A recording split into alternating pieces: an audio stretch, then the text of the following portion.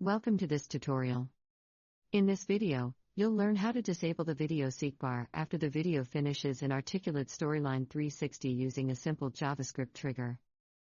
First, open your course in Articulate Storyline 360. Go to the slide that contains your video. Now, preview the slide. Let the video play until the end. You'll notice that even after the video finishes, the seekbar is still active and learners can drag it back and forward. To fix this, close the preview and return to the slide view. Next, we'll add a trigger. Click on Triggers, then select Execute JavaScript. Set the trigger to run when the timeline ends on this slide. This ensures the seekbar is disabled only after the video completes. Now, click Edit JavaScript. Paste the provided script into the editor and click OK. Preview the course one more time. Let the video play till the end.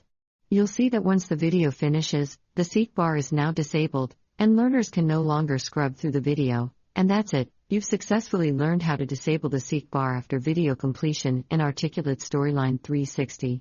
Thanks for watching and happy course creating with Articulate Storyline 360.